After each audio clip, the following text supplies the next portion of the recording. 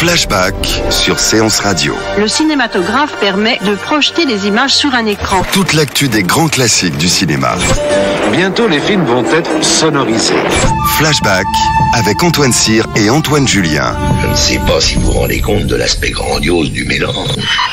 Our first full-length motion picture feature in color opens a whole new world of thrill. Flashback sur Séance Radio. Ça, c'est le cinéma. Bienvenue dans Flashback, votre émission sur le cinéma de patrimoine. Mon cher Antoine, belle rentrée en perspective. Ah oui, ça, les festivités ne vont pas manquer. En effet, pour ce numéro de rentrée, nous évoquerons deux événements à la Fondation Jérôme Sédou-Pathé, l'exposition Muse, portrait d'actrices, et le cycle Les Pionnières du cinéma, ainsi que la rétrospective Léo Macaré à la Cinémathèque française et le Festival du film fantastique de Strasbourg. Au programme également les ressorties du mois de septembre, et particulièrement celle d'Anna Tahan, le dernier film de Joseph van Steenberg, raconté par Antoine Cyr dans son Histoire du cinéma. À l'occasion du 100e anniversaire de la naissance d'Ingmar Bergman, nous avons rencontré la réalisatrice Jeanette Magnussen pour son documentaire Bergman, une année dans une vie, en salle le 19 septembre. Et tout de suite, on parle des événements et des rétrospectives.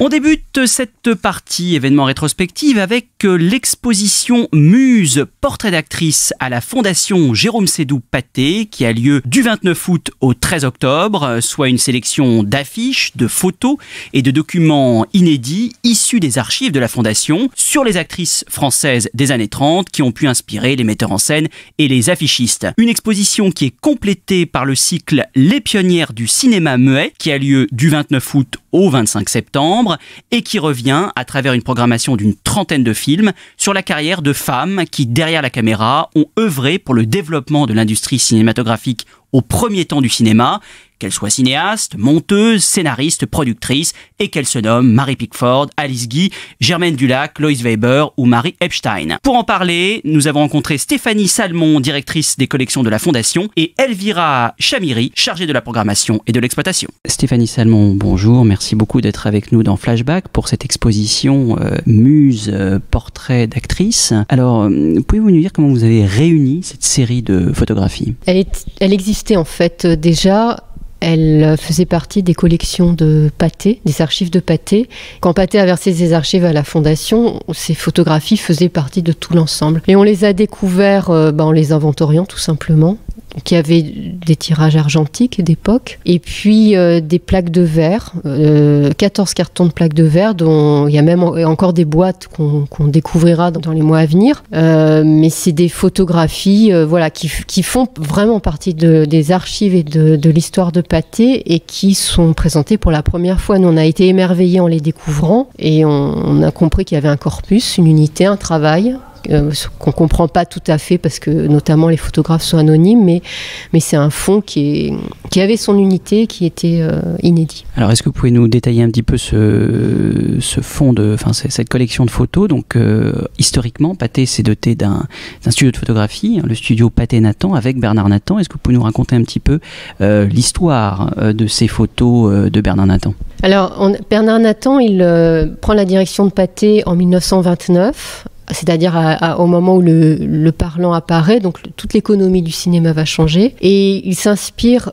énormément du modèle américain, qui est quand même avec des majors assez dominants. C'est ce qu'il va essayer de calquer en France. Et il intègre, il réintègre une série de métiers. Et je pense que sur le modèle des États-Unis, il crée un studio, c'est-à-dire avec des photographes qui vont être employés et ne pas laisser leur identité. Donc toutes ces photos sont publiées sous le tampon Photo Studio Pathé Nathan. Et il y aura une sorte de style Pathé qui va être mis en place, alors de manière très ferme à partir de 1932. Donc on prend bien sûr des photographies des tournages, des photographies des films en train de se faire. On voit des metteurs en scène au travail, des acteurs qui répètent leur rôle, beaucoup de techniciens. Et il y a des séries particulières qui sont consacrées au portrait, donc les acteurs, les actrices, les metteurs en scène, même des affichistes ou des scénaristes. Mais il y a des très très belles séries concernant les actrices. Et moi, je trouvais que c'était intéressant de mettre ça en parallèle avec l'influence des actrices américaines. Alors, c'est pas vraiment ce qu'on voit dans l'exposition, mais le modèle américain est très très présent au début des années 30 dans les revues.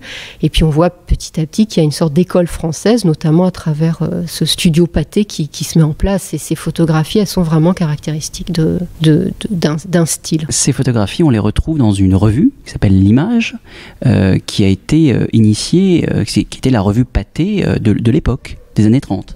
Oui, c'est une revue qui est reprise par Pathé, donc qui au début s'intéresse à pas mal de sujets et qui petit à petit va permettre au public, parce qu'en fait, contrairement aux revues précédentes, l'image ne s'adresse pas aux exploitants, mais elle s'adresse au public. Et cette revue va présenter des articles sur les stars, des actrices sur les tournages, des façons, on trouve même des articles sur la façon de se maquiller.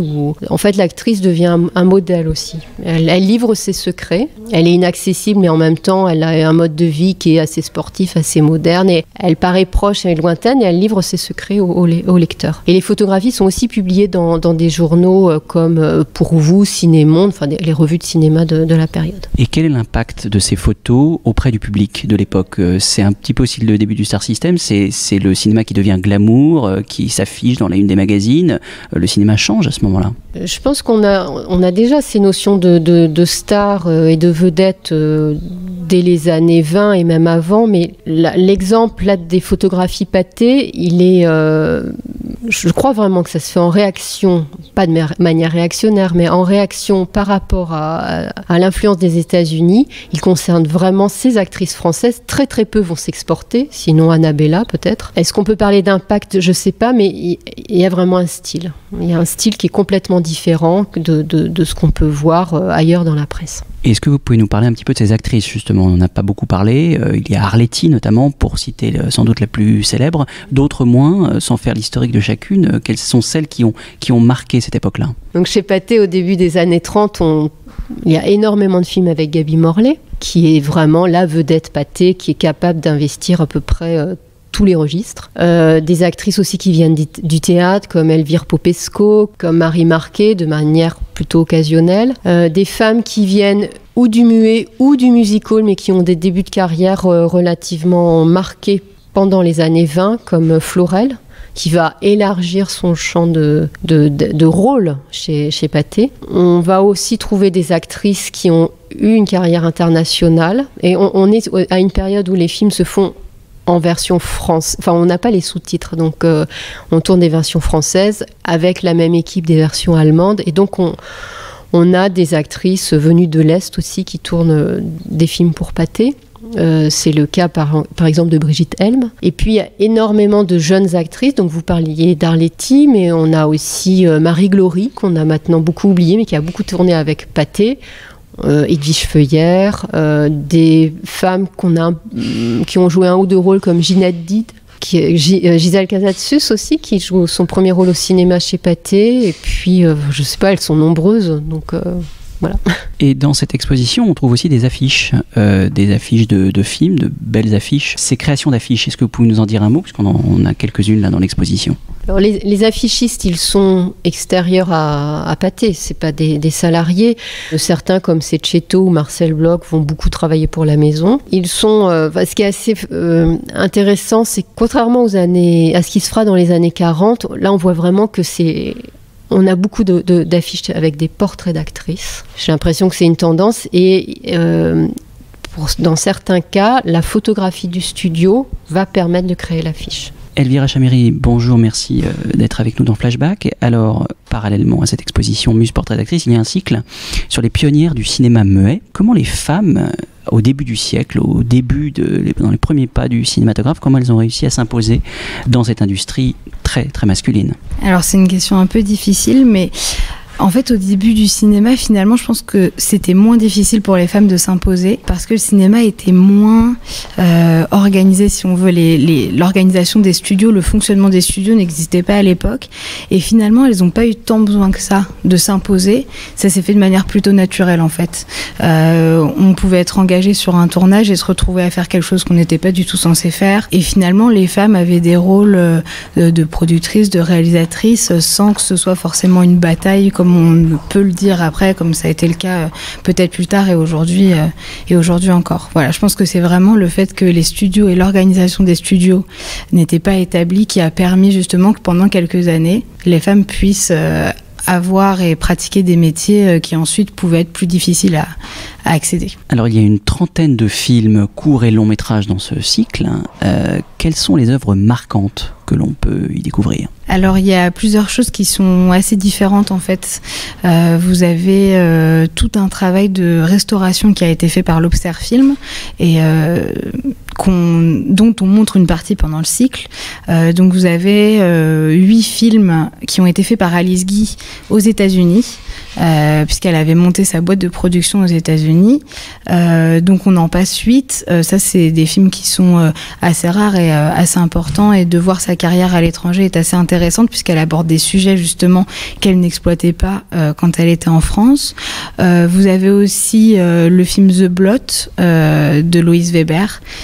Louise Weber qui a aussi pendant un certain temps été un peu oubliée de l'histoire du cinéma et qui par ses travaux de restauration et les différents travaux de recherche d'historien du cinéma réapparaît un petit peu et dont on parle un peu plus.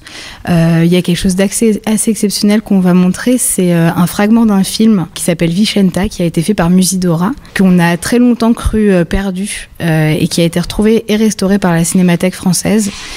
Donc ça va être un moment fort du cycle et il sera présenté par Yvon Dupart qui est le président de l'association des amis de Musidora qui travaille justement à la mémoire de son œuvre cinématographique et qui parleront du film, de sa carrière et de la restauration qui a été faite sur le film.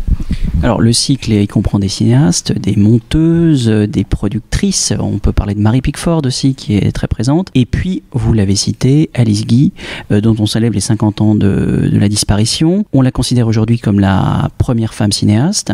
Il reste encore beaucoup de choses à célébrer sur Alice Guy. Est-ce que c'est une des raisons qui vous a poussé à proposer ce cycle de pionnière du cinéma? Alors, je ne sais pas si ça a été une raison, mais en tout cas, elle était tout de suite.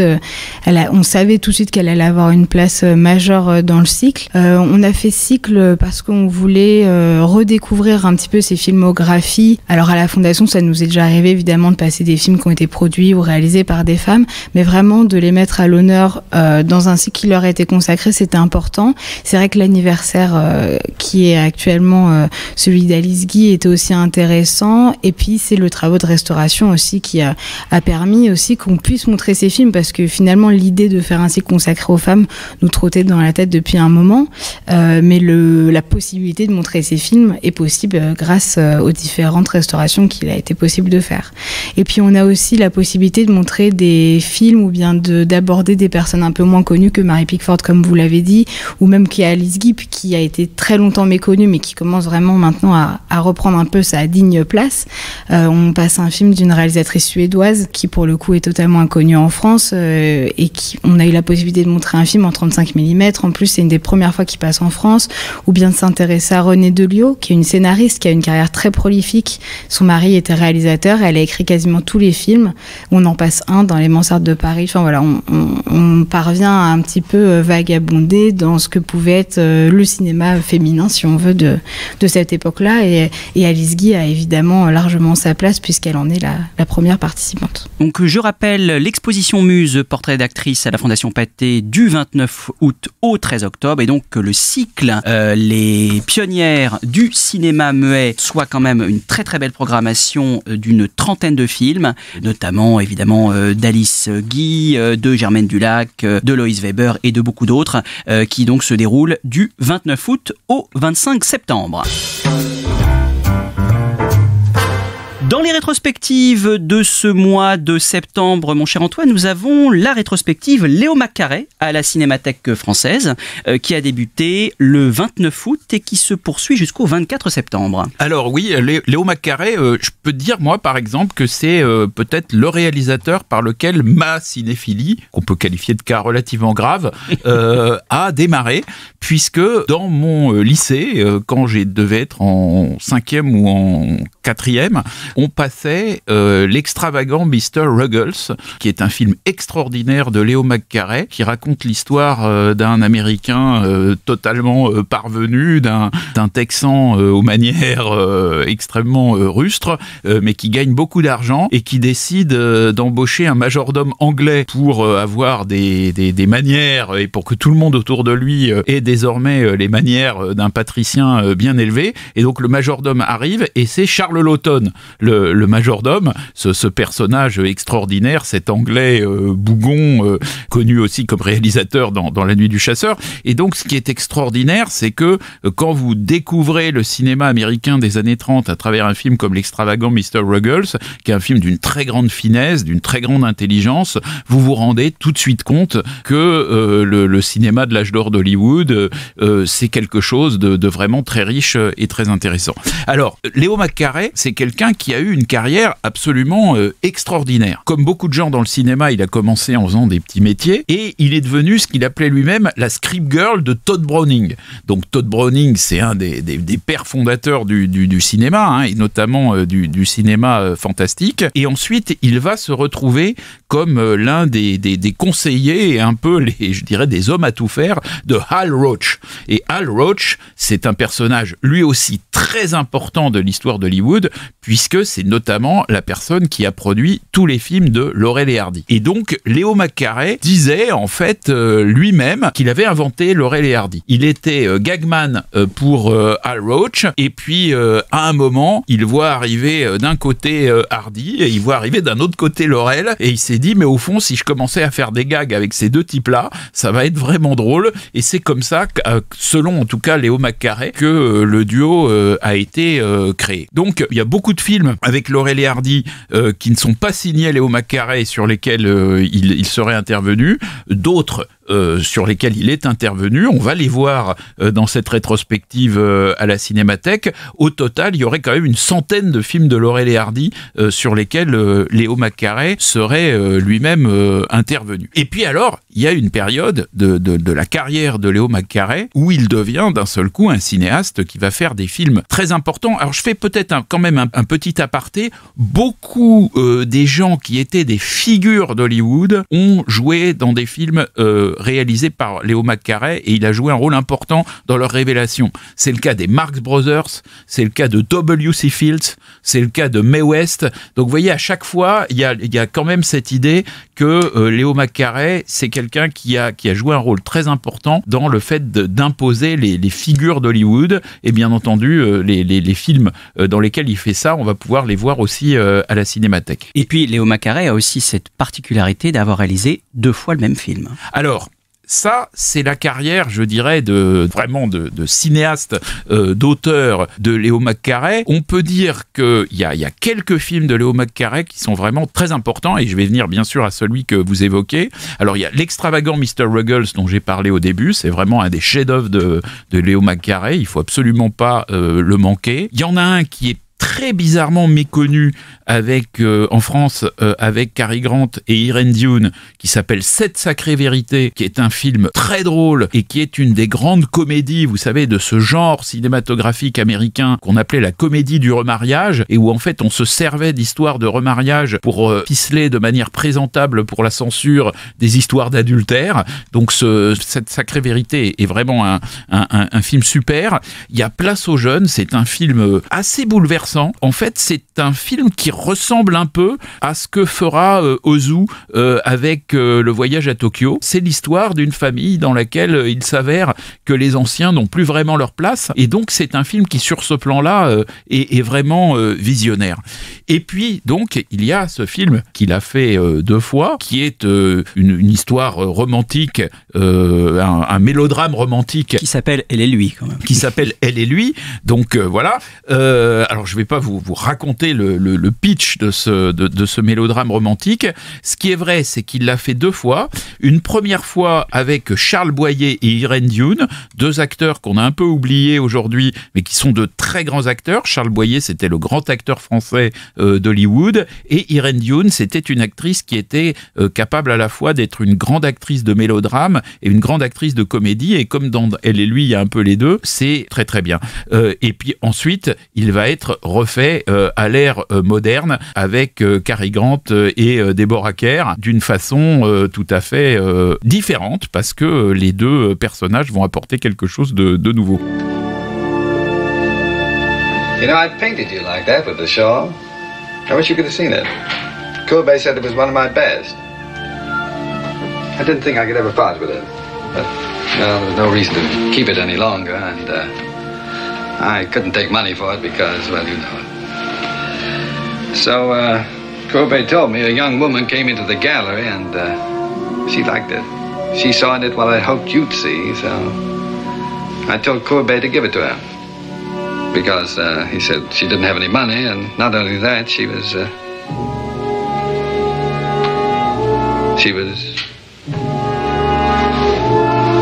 Anyway, I told him to give it to her.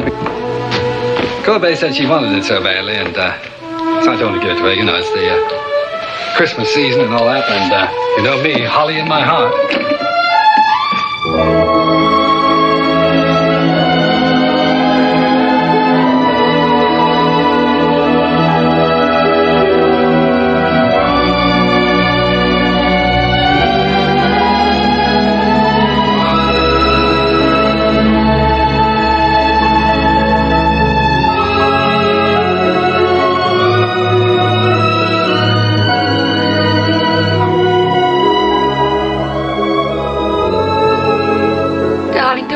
Like that.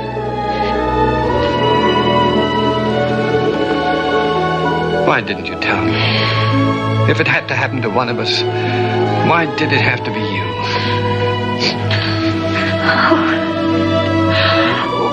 It was nobody's fault but my own. I was looking up. It was the nearest thing to heaven.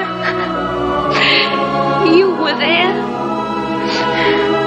Oh, darling, don't worry, darling. If you can paint, I can walk. Anything can happen, don't you think? Yes, darling, yes.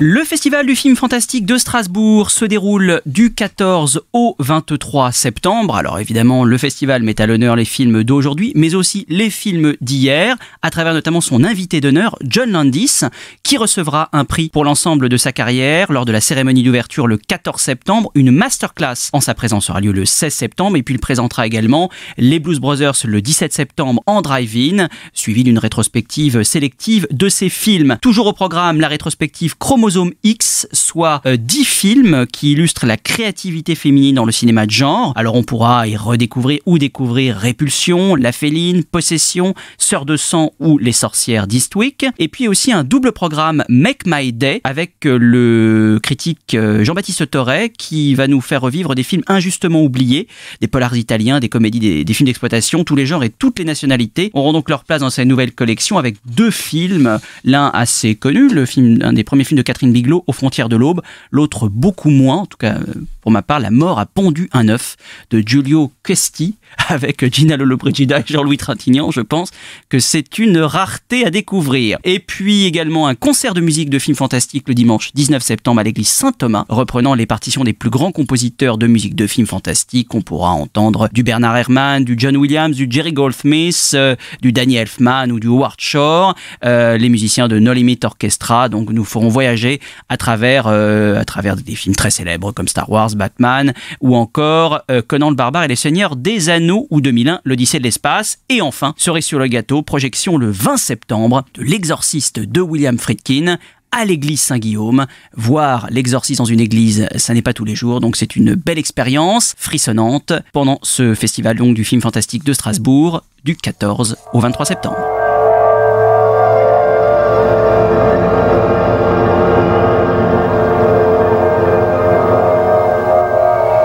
Somewhere between science and superstition, there is another world. The world of darkness.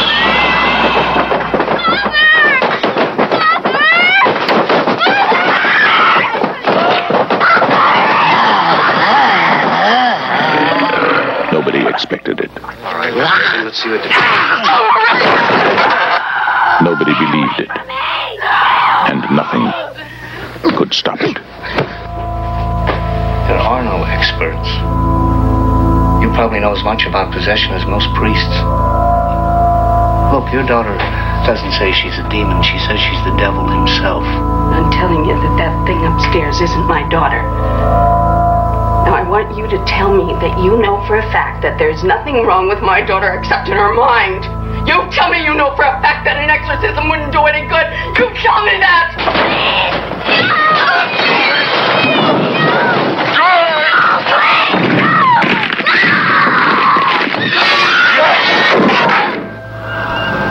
The one hope.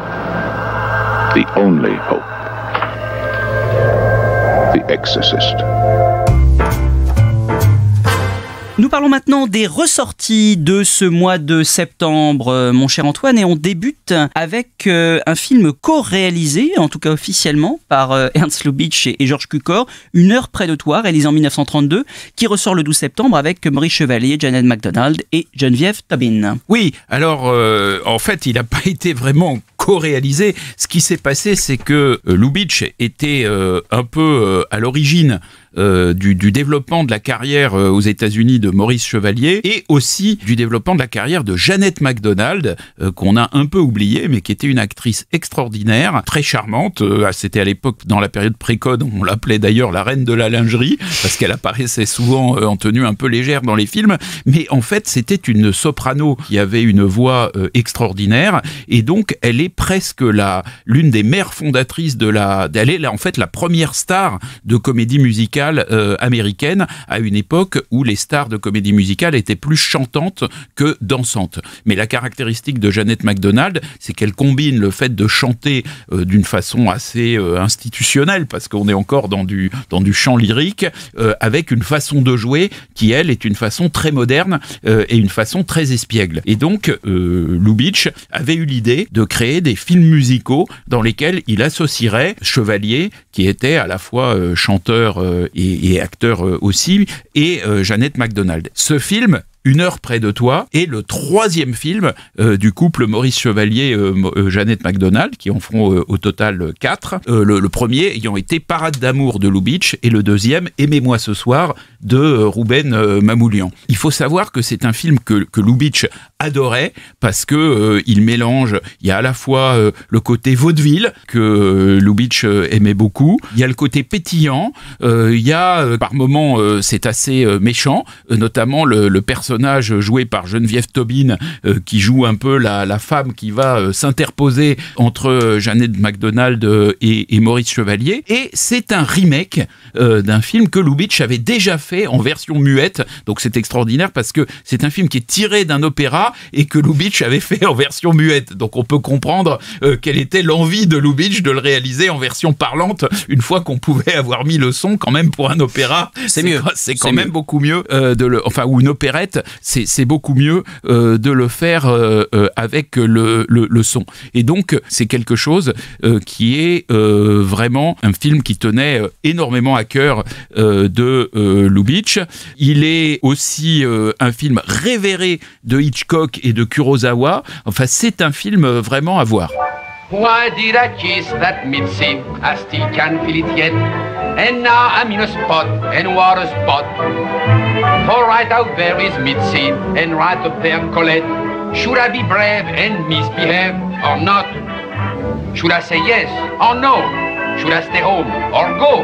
Why should I be afraid to fall? I'm only human after all. I love Colette, I'm crazy for Colette. But oh, that Mitzi, I kiss Colette and I get all upset. But oh, that Mitzi, to stay or go, I really can't decide. But this, I know we can't all three be satisfied. I love Colette. I haven't weakened yet, but oh, that Mitzi. Autre ressortie de ce mois de septembre, La religieuse de Jacques Rivette, réalisée en 1966, qui ressort le 19 septembre en version restaurée 4K avec Anna Karina, Micheline Prel et Francine Berger. J'ajoute que le film sort la veille en DVD et Blu-ray le 18 septembre. Alors nous sommes au XVIIIe siècle. Suzanne Simonin est cloîtrée contre son gré dans un couvent. Elle trouve un peu de réconfort auprès de la mère supérieure, mais celle-ci meurt peu après et est remplacée par une femme sadique qui ne cesse de brimer Suzanne. La jeune femme obtient l'autorisation de changer de couvent, mais reste toujours aussi déterminée à sortir. Le film est adapté bien sûr du roman de Diderot, qui est paru en 1796 à titre posthume. Diderot s'était lui-même inspiré de la vie de Marguerite de la Mare, dont le père voulait accroître sa fortune et l'a mise au couvent dès l'âge de 3 ans. Elle y restera jusqu'à sa mort.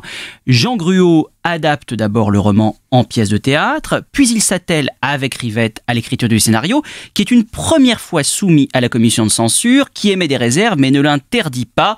Le début, on peut le dire, d'un chemin de croix, c'est le cas de le dire. Rivette change la fin, que je ne révélerai pas. Alain Peyrefitte, ministre de l'Information du général de Gaulle, reçoit alors des lettres de protestation de religieuses et de l'association des parents d'élèves de l'enseignement libre, qui juge le film blasphématoire.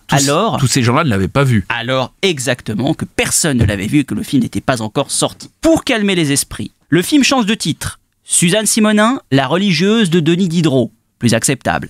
Et Rivette ajoute en amorce: librement adapté d'une œuvre polémique de Diderot, ce film est une œuvre d'imagination, il ne prétend pas représenter une peinture exacte des institutions religieuses. En mars 1966, un nouvel avis de la commission est rendu public. Il interdit le film aux moins de 18 ans, mais il accepte sa sortie en salle. Et pourtant, Yvon Bourges, nouveau directeur de l'information, décide purement et simplement de l'interdire. Le Canard enchaîné parle alors d'inquisition. Le manifeste 1789 est publié dans la presse, regroupant des figures illustres de l'époque comme Duras, Prévert, mais certains membres du clergé et aussi des gaullistes, alors que l'on soupçonne Yvonne de Gaulle d'être à la manœuvre. Et puis intervient, quelques semaines plus tard, une fameuse tribune de Jean-Luc Godard dans le Nouvel Observateur, une lettre ouverte à André Malraux qui impressionne tout le monde par son silence étourdissant devant cette affaire. Malraux qu'il dénomme ministre de la Culture, dans laquelle il termine par ces mots: « Comment donc pourriez-vous m'entendre, André Malraux, moi qui vous téléphone de l'extérieur, d'un pays lointain, la France libre ». Le ministre reste toujours silencieux. Le scandale prend une ampleur nationale alors que Rivette a toujours déclaré que ce n'avait jamais été son intention. Le film est finalement présenté au Festival de Cannes en compétition. Il ne reçoit rien, mais il est quand même plutôt bien accueilli. Et finalement, la décision d'interdiction est annulée en 1967. Les ministres, décidément, valsent à cette époque-là, puisque c'est Georges Gors qui est nommé et qui, alors là c'est pour l'anecdote assez rigolo, envoie son conseiller culturel de l'époque, un certain Romain Gary, qui pense que le film ne peut choquer que par l'ennui profond qui s'en dégage. La religieuse sort finalement sur les écrans en juillet 1967 et totalise 3 millions d'entrées. Alors aujourd'hui, on parle évidemment... Est-ce que l'histoire du film est-elle plus intéressante que le film lui-même? En le voyant dans une très très belle copie restaurée, il faut le dire.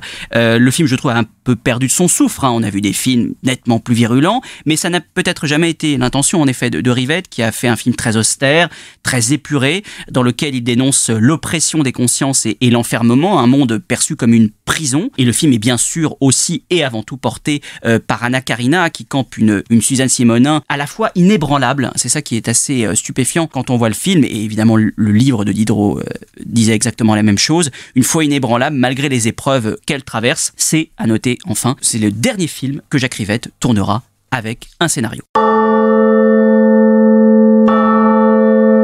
Je suis ici contrainte et forcée. Je n'ai aucune vocation.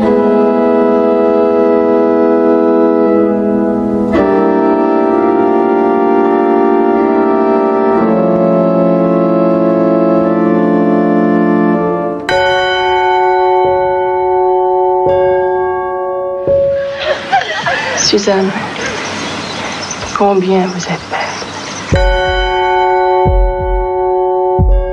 Est-ce que vous sentez en vous-même des mouvements, des désirs? Non. Ta supérieure doit connaître toutes tes pensées. Je demande à être libre. Quoi, sœur Suzanne, vous voulez nous quitter? Oui, madame. Avez-vous prévu les persécutions qui vous attendent? Professeur, l'une de vous a péché gravement contre la sainte obéissance. Vous êtes donc coupable. De quoi? De tout. Je n'ai rien fait qui puisse offenser ni Dieu ni les hommes. C'est donc à parti pris que vous voulez vous perdre. Je veux sortir d'ici.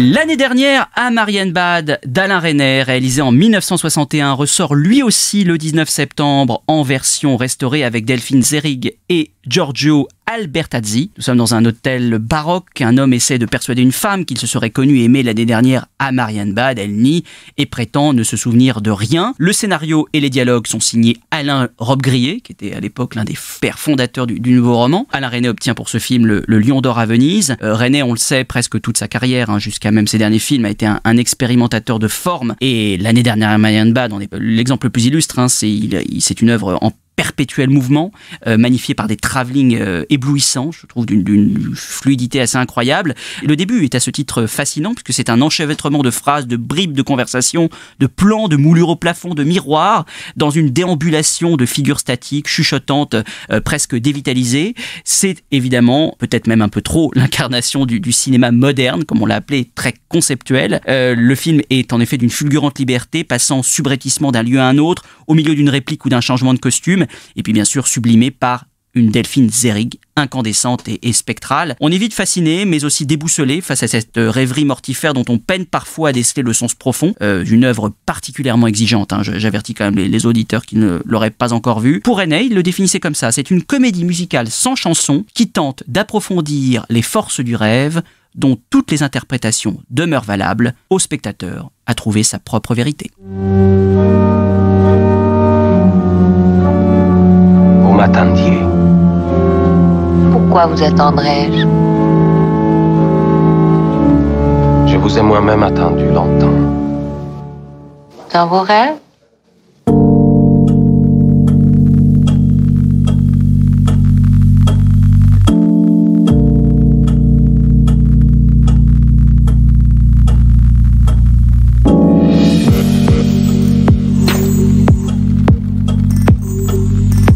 Je vous aimais. Je vous aimais. Je suis sûre que vous inventez.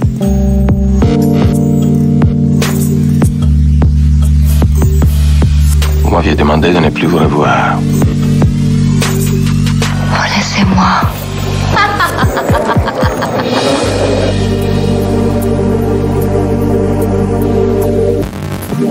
Je n'ai jamais été avec vous dans aucune chambre. Je ne voulais pas vous souvenir.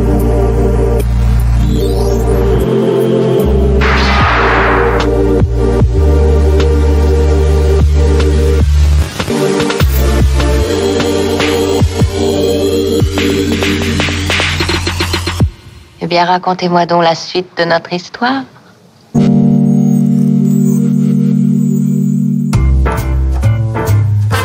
Et on termine l'actualité de ces ressorties avec Rue des Cascades de Maurice Delbez, film méconnu réalisé en 1964 qui ressort en version restaurée 4K le 19 septembre avec Madeleine Robinson, Serge Nubret, René Lefebvre et Lucienne Bogart. Alors nous sommes à Belleville en 1963, c'est l'histoire d'un petit garçon d'une dizaine d'années qui vit seul avec sa mère, qui tient une épicerie-café de la rue des Cascades. L'arrivée de Vincent, l'amant noir de sa mère, vient bouleverser son existence. Alors Maurice Delbez, on ne le connaît pas forcément, mais il avait réalisé plusieurs films déjà à cette époque, avec quand même des vedettes. Lorsqu'il entreprend l'adaptation du roman de Robert Sabatier, Alain et le Nègre, alors il faut dire qu'on était à l'époque en pleine période de décolonisation et il était plutôt osé, au début des années 60, de raconter l'histoire d'amour entre une femme blanche, veuve, et un homme noir. Alors après un tournage mouvementé que le cinéaste décrit lui-même comme un enchantement épouvantable, le film sort sous le titre Un gosse de la butte dans seulement quelques salles et est retiré de l'affiche au bout de seulement une semaine. Cet échec ruine la carrière de Maurice Delbès qui ne tournera plus d'autres films, qui tombe progressivement et très rapidement même dans l'oubli jusqu'à cette très belle restauration initiée au départ par un crowdfunding qui rend justice à cette œuvre assez atypique, qui retrouve à la demande de Maurice Delbès son titre original Rue des Cascades, soit un mélange de nouvelles vagues quand même avec ce côté naturaliste, cette façon de filmer le village de Ménilmontant, très réaliste en effet, très naturaliste, et puis aussi un ton un peu proche d'un Claude Anton-Lara dans la description de ce café, de ses clients, on retrouve un petit peu ce ton-là, et puis surtout campé par une bouleversante Madeleine Robinson dans un rôle difficile et assez moderne pour l'époque. Alors il faut dire que plusieurs événements ont lieu autour de cette sortie, il y aura une projection en plein air du film dans la rue des Cascades, il y aura des visites guidées de Belleville, un retour sur les lieux de tournage avec Patrick Bezzolato, et puis une exposition itinérante des photos de tournage dans le quartier de Belleville. Donc voilà, plusieurs événements organisés autour de cette ressortie le 19 septembre. Demain c'est jeudi. Tu viens à la piscine? Non, je peux pas, je vais au caté. Et toi, tu vas? Moi, je suis athée. Qu'est-ce que c'est qu'un athée? C'est quand on est pour la révolution. Alain, veux-tu rentrer tout de suite?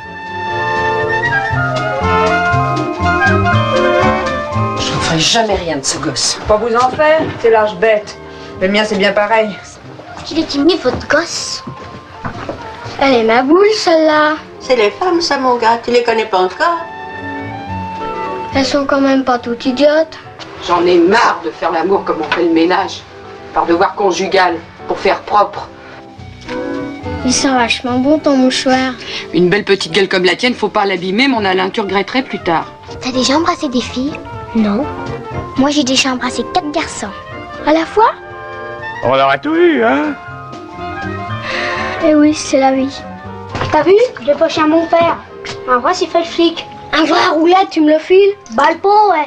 Avec quoi qu'il travaille à mon père si je te le file? Vous pouvez pas comprendre, parce que moi, je pense dans l'absolu, dans la philosophie. Ouais, pendant des siècles, on mignote des sauvages, on les instruit, on leur donne nos missionnaires à bouffer. Bonjour tout le monde.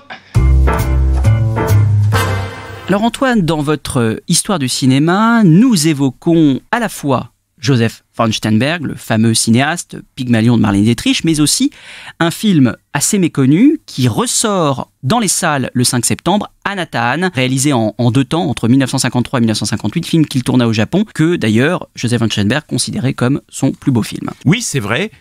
Fièvre sur Anatane était considéré par Sternberg comme son plus beau film. C'est en tout cas ce qu'il dit de manière très ferme dans un chapitre assez long qu'il consacre à ce film, par ailleurs à peu près inconnu dans ses mémoires. Moi, j'avais eu la chance de le voir lorsqu'il y avait eu la rétrospective dont nous avions parlé, oui. à la Cinémathèque.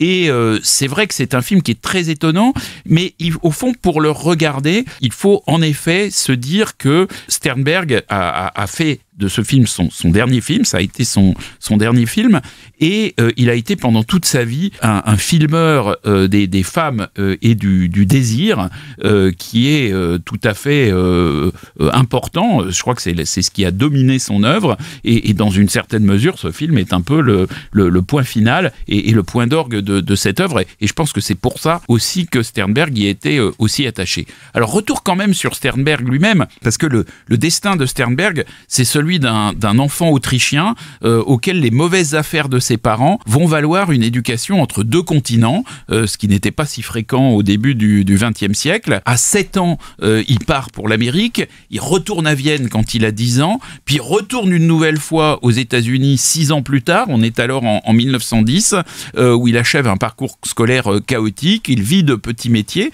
et c'est à New York qu'il découvre le cinéma comme manutentionnaire dans un entrepôt de pellicules, avant de devenir successivement monteur puis opérateur dans des studios de la côte Est. Et ce qu'il faut comprendre, c'est que Sternberg, c'est un réalisateur qui maîtrisait très bien tous les secrets de la pellicule, tous les secrets de la photo, et que ça prenait racine dans un parcours qui l'avait amené à porter la pellicule, à monter la pellicule et à être chef opérateur, à une époque d'ailleurs où il arrivait que le chef opérateur soit aussi réalisateur et inversement. Dans les années 20, il va débuter comme réalisateur à Hollywood, il croise Charlie Chaplin, Mary Pickford, il travaille successivement pour la Paramount et la MGM, mais il n'arrive pas à percer, et là il va embarqué pour Berlin, qui est alors la capitale du cinéma, avec l'intention de filmer L'Ange Bleu, tiré de Heinrich Mann, qui raconte la descente aux enfers d'un honorable professeur subjugué par une artiste du Berlin interlope des années 20. Et Sternberg, qui connaît bien l'Amérique, pense que l'ambiance berlinoise peut faire un succès sur le nouveau continent, et il réussit à convaincre la UFA, le grand studio allemand, de produire le film à la fois en allemand et en anglais. Mais il n'a pas cette femme qui doit subjuguer ce professeur, il ne l'a pas. Et donc, il va errer à Berlin à la recherche de son héroïne fatale, va contempler tous les boucs d'actrices, et c'est dans un théâtre qu'il rencontre cette Marlène Dietrich et décide de l'imposer quoi qu'il arrive. Il dit « Son maintien impressionnant m'apporta la certitude qu'elle donnerait une allure classique à la tempête que l'héroïne de mon film devait déchaîner. »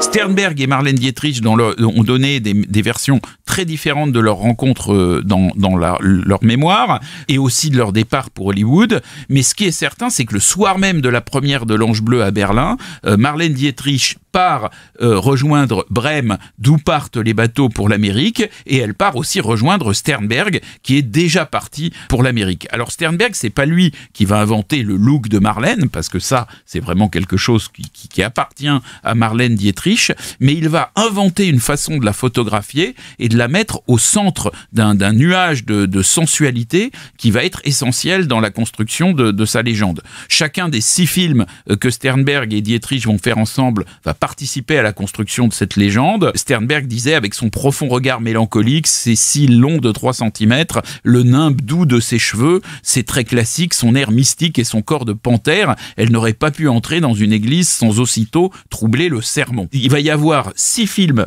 faits aux États-Unis par Dietrich et Sternberg. Cœur brûlé en 1930, où Sternberg laisse libre cours au penchant de Marlène pour l'ambiguïté sexuelle et les tenues androgynes.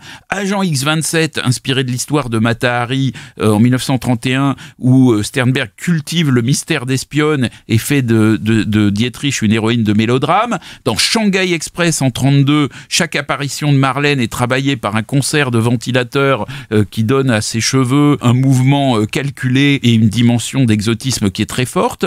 Blonde Vénus en 1933, où Marlène emprunte le personnage d'une épouse dévouée, mais tellement dévouée qu'elle participe à des spectacles grivois. L'Impératrice Rouge, où les tenues de Marlène atteignent un degré de kitsch qu'on adore ou qu'on déteste. Personnellement, j'adore, mais c'est une question de goût.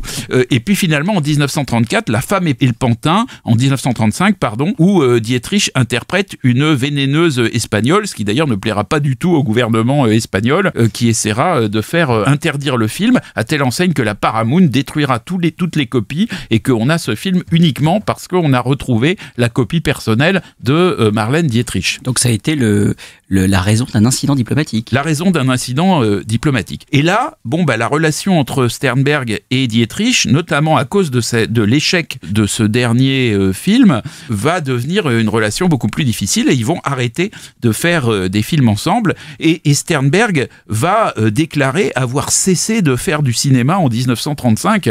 En fait, il va en faire encore après, mais il va faire vraiment allusion à la fin de ce cycle Marlène. Mais alors, cependant, il y a quand même des films, et on se rapproche de Fièvre sur Anatane, il y a quand même des films qui montrent que Sternberg savait faire de grands films sans Dietrich. Alors d'abord, je voudrais citer, parce que je crois qu'il ressort, ou en tout cas il est possible de le voir aujourd'hui, ce qui n'était pas le cas pendant de longues années, un film qui s'appelle Une tragédie américaine, qui est inspiré du même roman que 20 ans plus tard, Une place au soleil de George Stevens, et ce film, Une tragédie américaine, qui est un film prolétarien, donc on n'attend pas vraiment pendant Joseph von Sternberg sur ce créneau-là. Il est vrai que Sternberg avait remplacé au pied levé Eisenstein, qui devait réaliser ce film aux États-Unis. Et donc, Une tragédie américaine, c'est un très très beau film. Et puis, il y a bien sûr Shanghai Gesture en 1941, où Sternberg filme la magnifique Jean Tierney dans une métaphore des enfers située dans une Asie imaginaire.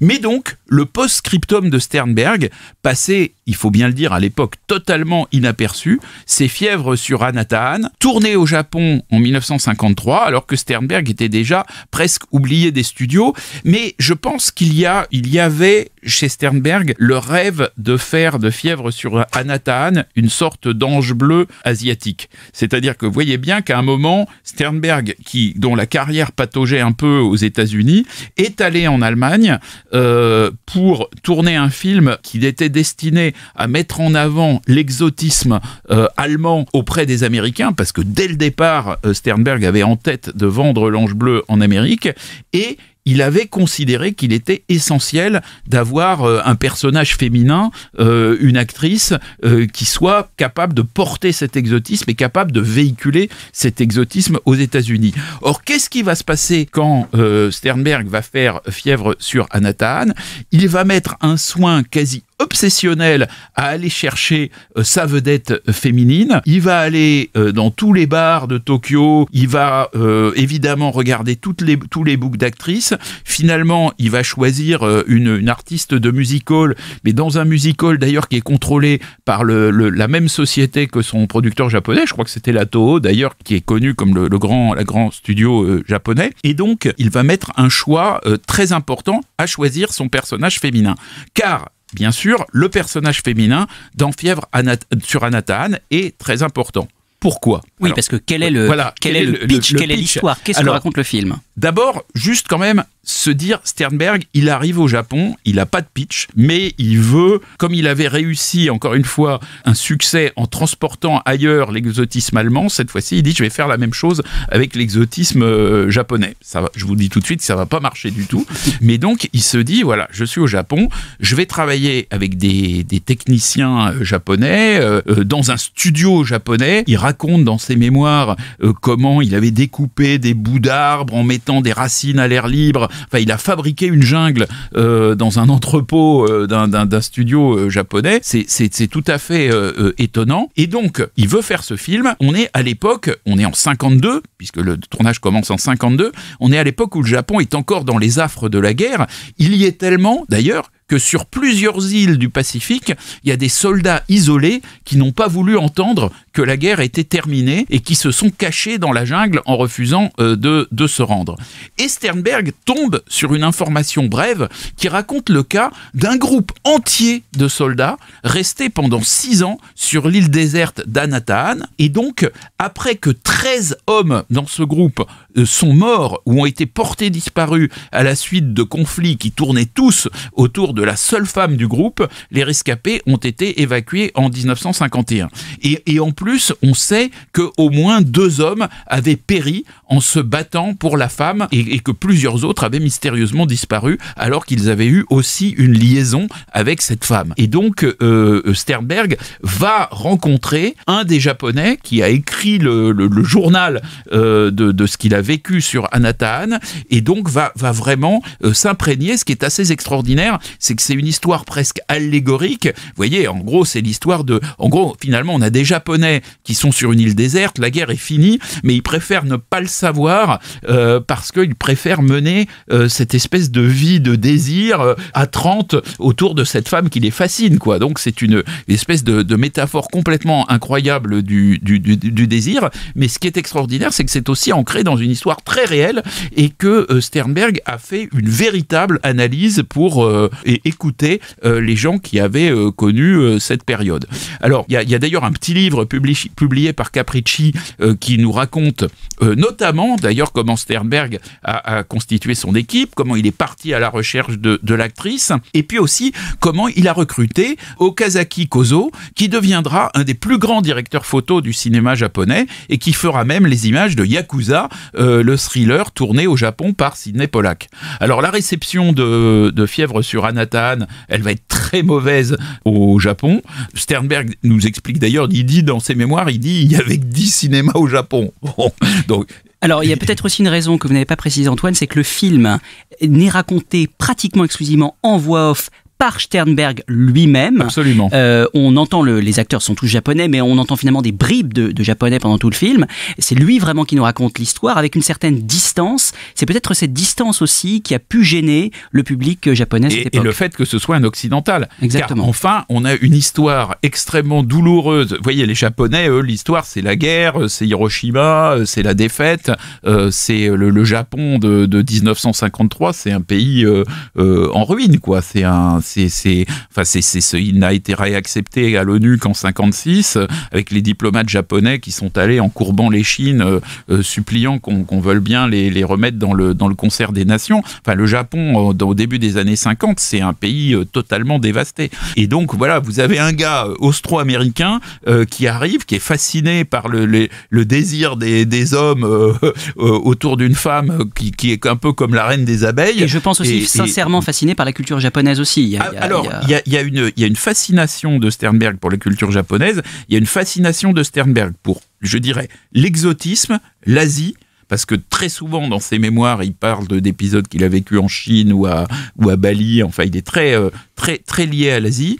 Et puis, évidemment, pour le Japon. Et d'ailleurs, encore une fois, dans le soin que met Sternberg à interroger les gens, dans le soin qu'il met à essayer à s'entourer vraiment de Japonais qui connaissent la société japonaise et qui vont tout le temps lui dire ce qui est possible et ce qui n'est pas possible, il fait quelque chose de tout à fait sérieux. Mais il y a quand même ce péché originel qui est cet occidental, qui raconte l'histoire, comme vous le dites très justement, et qui ensuite se permet d'utiliser un épisode douloureux qui touche tout le Japon pour poursuivre son aventure cinématographique sur la façon de filmer le désir et je dirais la fascination presque servile. Au fond, dans le cinéma de Sternberg, la fascination de l'homme pour la femme est un peu une fascination d'esclave. C'est un peu ce que suscite Marlène Dietrich et c'est un peu aussi ce que suscite Keiko dans Fièvre sur Anata-Han. Alors, en Angleterre, apparemment, d'après ce que dit Sternberg dans ses mémoires, ils ont diffusé le film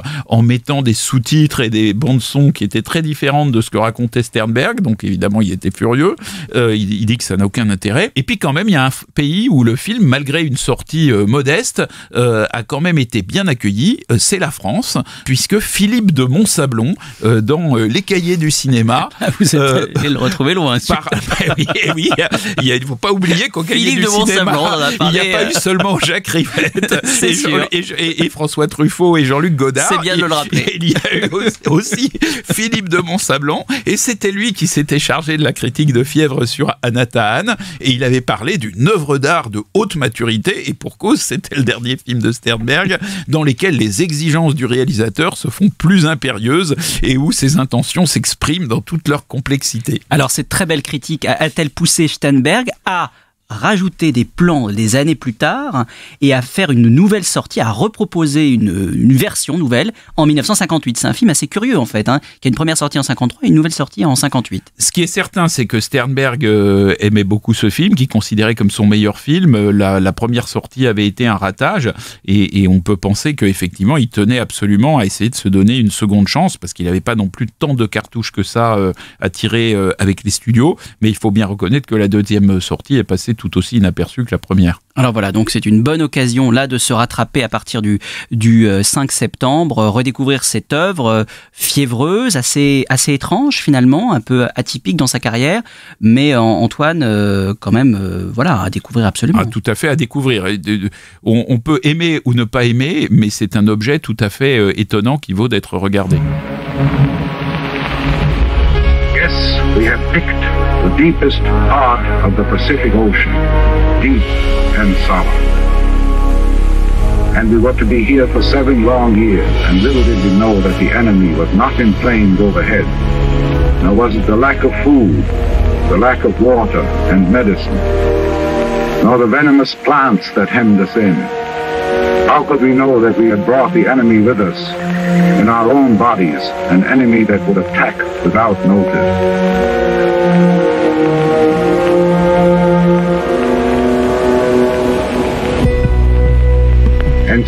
entered the twisting, haunted labyrinth of an unfamiliar jungle, a beautiful but vicious world in which many of us never return.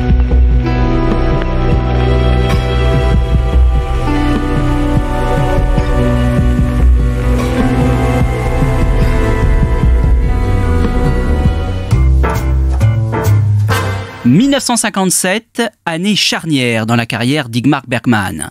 Le cinéaste suédois réalise 2 longs métrages coup sur coup, Le 7e saut et Les fraises sauvages, qui vont le propulser sur le devant de la scène du cinéma mondial, faisant de lui l'un des réalisateurs les plus importants de son temps. C'est l'année choisie par Janne Magnusson pour raconter la vie tumultueuse de ce grand artiste pas très aimable, son obsession de la mort, ses très nombreuses conquêtes, son rapport avec les acteurs et ses sympathies envers le régime nazi. À l'occasion du 100e anniversaire de sa naissance, coup de projecteur donc sur le documentaire Bergman, Une année dans une vie, dans les salles le 19 septembre, que nous évoquons en compagnie de sa réalisatrice que nous avons rencontrée lors du dernier festival de Cannes, où le film était projeté dans la sélection de Cannes Classique.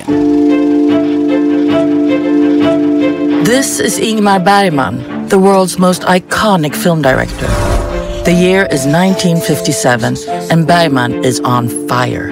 He's got 6 gigantic productions opening this year. He's only 38 years old, but has 6 children with 3 different women. This year, he makes his greatest artistic discovery. If his films are to be great, they have to be about him. Om jag ska datera någonting så daterar jag efter filmer och iscensättningar. Han hämtar väl hela tiden inspiration från sitt eget liv och klädde ut sig själv i alla olika roller. Han hade ju ständigt ont i magen. Han hade ständigt ångest för att det inte skulle vara bra nog. Har jag gjort en film så är den ur världen. Har jag gjort en pjäs på teater så är det också ur världen. Men det är ju helt omöjligt att förstå hur han kunde klara en sådan enorm arbetsbörda. Tysta! Det var bara när han visste att han var Ingmar Bergman att han hade regler. Jag måste spisa frukost alene för jag ska skapa. Han hade ju sina Mariekex. I got restless legs. You get that too? He said, I will never mislead you. Han betyder sindssygt meget for mig. Det dumme svin. Jag älskar han ju, selvfølgelig. Bergman's tempo is unfathomable. The works are masterpieces. And it all begins in 1957. How did you know Ingmar Bergman? I don't know Ingmar Bergman at all. I've tried to figure out who he was in a number of projects, but I did speak to him on the phone once. And it was because I coached Sweden's only male synchronized swim team. And we used to swim formations that we named after his films. So I would stand on the side of the pool and yell, "Swim the seventh seal." And they would swim in one way. Or swim scenes from a marriage, and they would swim in another way. And I saw a documentary about Ingmar Bergman where I saw that he had a pool in his compound with water. And he was turning 85, so I wrote him a letter. Dear Ingmar, me and my 14 swimmers would like to come and celebrate your 85th birthday by swimming in your pool, these formations. And I sent him a video cassette of our swimming. And it took 2 days. And I see in my cell phone a strange number, and oh my goodness, it must be Ingmar Bergman's assistant calling me. And I pick up the phone, and it's Ingmar Bergman himself. Hello, it's Ingmar. And he said that under no circumstances does he want anyone to come swim in his pool, and that he had a big angry dog that would go after us if we came there. But then we talked for a while, because this is at the end of his life. It was 2004. He was dead. He died 3 years later. I think he was quite lonely. And it was a really nice conversation. And then at the end of it, I said, well, Ingmar, if you look at the video cassette I sent you, maybe you will change your mind. And he said, Bergman doesn't change his mind. And he hung up. In 1947, 57, the year of Ryan Strawberries. Mm-hmm. This is the most important year of his career? I think so, but you know, I'm not a Bergman scholar, but looking at his life and reading books and watching his films, I think that is the most interesting year, by far. Because he's not the big Ingmar Bergman yet.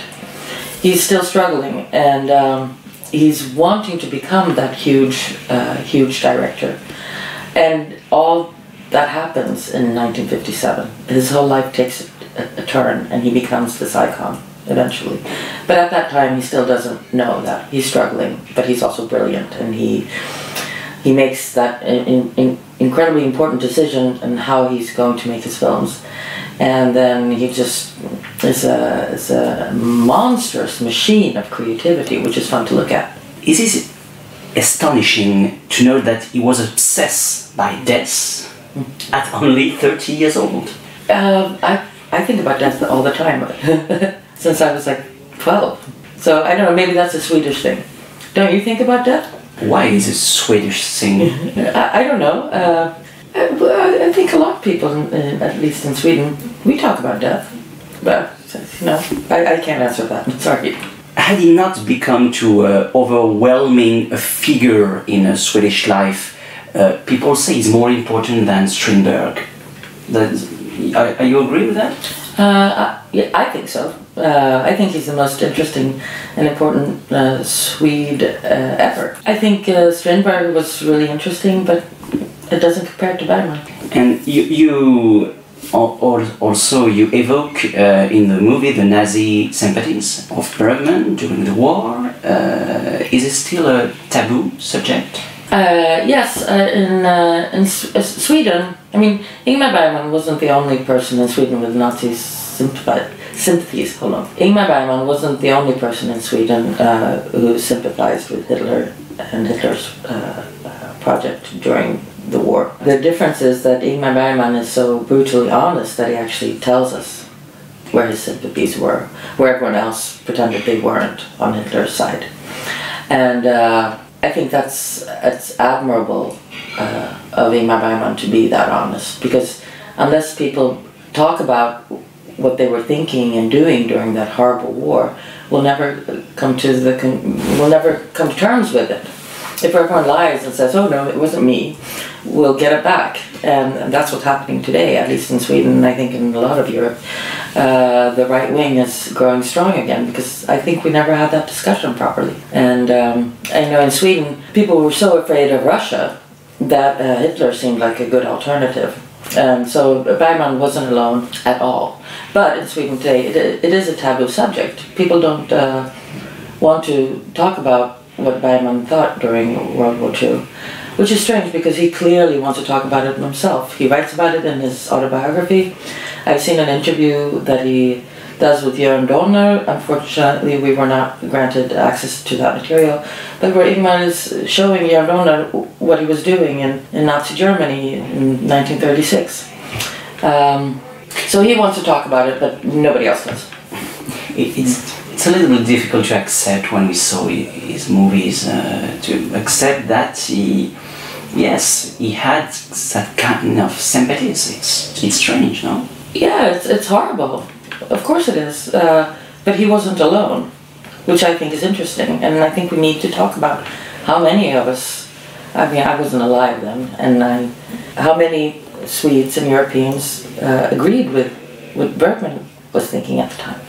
He was making dark films. You agree with that? He made dark films, but the audience at this time saw them. Why? According to you, why? Why he had success, even if his movies are dark and hard? Well, you know, I think Bergman is a great entertainer and storyteller, and a film like The Seventh Seal, which is about death, walking around, talking to Max von Sydow, it's also a very funny film. I mean, there's scenes in that film that make you laugh. And I think all of Bergman's films have an element of humor, even the darkest films. And you know, I see the films, and they're old today, but I like them.